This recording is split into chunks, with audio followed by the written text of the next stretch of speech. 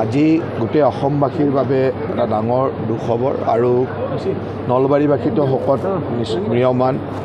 আমাৰ সকলোৰে গৌৰৱ সাহিত্যাচাৰ্য বসন্ত কুমাৰ ভট্টাচাৰ্য আমাৰ মাজৰ পৰা হেৰাই যোৱাটো নিশ্চয়কৈ তেওঁ প্ৰায় আঢ়ৈ মাহ ধৰি শয্যাশায়ী হৈ আছিল। তথাপিতো সকলোৱে আশা ৰাখিছিল যে সুন্দৰভাৱে সুস্থ হৈ আহিব, কিন্তু আজি ৰাতিপুৱা তেখেতে শেষ নিশ্বাস ত্যাগ কৰিলে। আমি সকলোৱে আশা ৰাখিছোঁ যে তেখেতৰ বিদেহ আত্মা স্বৰ্গগামী হওক। আমি শোকসন্তপ্ত পৰিয়ালবৰ্গলৈ সমবেদনা জ্ঞাপন কৰিছোঁ আৰু আমাৰ অসম চৰকাৰৰ ফালৰ পৰা মাননীয় মুখ্যমন্ত্ৰী ডাঙৰীয়াৰ নিৰ্দেশ মৰ্মে আমি তেখেতৰ শেষকৃত্য অনুষ্ঠানটো ৰাজ্যিক মৰ্যাদাৰে কৰিবৰ কাৰণে সিদ্ধান্ত লৈছোঁ। এতিয়া আমাৰ নলবাৰীৰ শ্মশানতে তেখেতৰ শেষকৃত্য হ'ব আৰু তাত আমি ৰাজ্যিক মৰ্যাদাৰে তেখেতৰ শেষকৃত্য অনুষ্ঠানটো কৰিম আৰু মই নিজেও তাত উপস্থিত থাকিম। গতিকে মৃত্যুটোত আৰু অৱশ্যম্ভাৱী কোনোবা এদিন যাবই লাগিব সকলোৱে, কিন্তু এনেকুৱা এজন ব্যক্তি যিয়ে গোটেই সাহিত্য জগতখনতেই নহয় নলবাৰীৰ সমাজ জীৱনতো তেখেতৰ এটা বেলেগ ধৰণৰ প্ৰভাৱ আছিল আৰু সেইকাৰণে প্ৰত্যেকগৰাকী নলবাৰীবাসী এই ক্ষেত্ৰত অত্যন্ত দুখিত হৈছে। আৰু মই এই চেগতে শোকসন্তপ্ত পৰিয়ালবৰ্গলৈ সমবেদনা জনোৱাৰ লগে লগে ভগৱানৰ ওচৰত প্ৰাৰ্থনা জনাইছোঁ যে তেখেতৰ স্বৰ্গগামী আত্মা য'তেই থাকক, শান্তিৰে থাকক, সুখেৰে থাকক, আমাক আশীৰ্বাদ দিয়ক, যাতে আমি সকলোৱে তেখেতৰ ক'ৰবাত আধৰুৱা সপোন যি ৰৈ গৈছে সেইবিলাক পূৰণ কৰিব পাৰোঁ। তেখেতৰ কিবা পৰিকল্পনা কৰিছে তেখেতক লৈ? আমাৰ চৰকাৰৰ ফালৰ পৰাতো আমি যিখিনি সন্মান হিচাপে দিব লাগে যে ৰাজ্যিক মৰ্যাদাৰে আমি শেষকৃত্য অনুষ্ঠান কৰিম চৰকাৰৰ ফালৰ পৰা এইখিনি। বাকী নলবাৰী ৰাইজে যি ধৰণে বিচাৰিব, কাৰণ নলবাৰী ৰাইজৰ তেওঁৰ প্ৰতি এটা আৱেগ আছে, তেওঁৰ প্ৰতি শ্ৰদ্ধা আছে। নিশ্চয়কৈ নলবাৰী ৰাইজে চিন্তা কৰি যিয়ে ক'ব আৰু ময়ো ৰাইজৰ মাজত এজন হিচাপে এই কামটো আগুৱাই নিয়াৰ চেষ্টা কৰিম।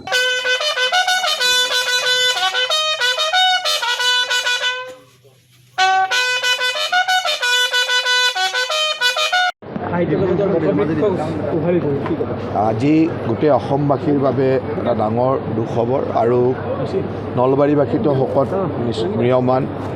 আমাৰ সকলোৰে গৌৰৱ সাহিত্যাচাৰ্য বসন্ত কুমাৰ ভট্টাচাৰ্য আমাৰ মাজৰ পৰা হেৰাই যোৱাটো নিশ্চয়কৈ তেওঁ প্ৰায় আঢ়ৈ মাহ ধৰি শয্যাশায়ী হৈ আছিল।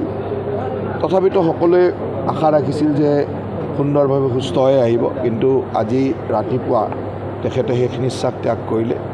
আমি সকলোৱে আশা ৰাখিছোঁ যে তেখেতৰ বিদেহ আত্মা স্বৰ্গগামী হওক।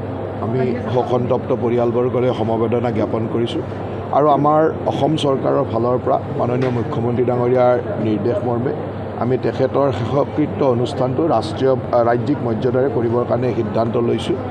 এতিয়া আমাৰ নলবাৰীৰ শ্মশানতে তেখেতৰ শেষকৃত্য হ'ব আৰু তাত আমি ৰাজ্যিক মৰ্যাদাৰে তেখেতৰ শেষকৃত্য অনুষ্ঠানটো কৰিম আৰু মই নিজেও তাত উপস্থিত থাকিম।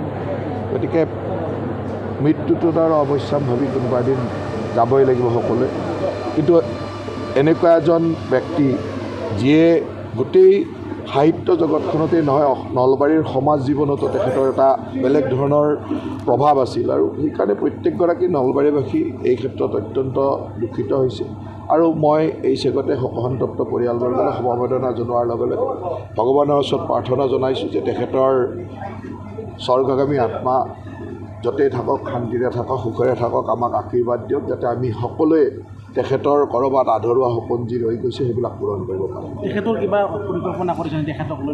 আমাৰ চৰকাৰৰ ফালৰ পৰাতো আমি যিখিনি সন্মান হিচাপে দিব লাগে যে ৰাজ্যিক মৰ্যাদাৰে আমি শেষকৃত্য অনুষ্ঠান কৰিম চৰকাৰৰ ফালৰ পৰা এইখিনি। বাকী নলবাৰী ৰাইজে যি ধৰণে বিচাৰিব, কাৰণ নলবাৰী ৰাইজৰ তেওঁৰ প্ৰতি এটা আৱেগ আছে, তেওঁৰ প্ৰতি শ্ৰদ্ধা আছে। নিশ্চয়কৈ নলবাৰী ৰাইজে চিন্তা কৰি যিয়ে ক'ব আৰু ময়ো ৰাইজৰ মাজত এজন হিচাপে এই কামটো আগুৱাই নিয়াৰ চেষ্টা কৰিম। যিকোনো খবৰৰ বাবে যোগাযোগ কৰক 7099017330 লগতে 7099017110 নম্বৰত।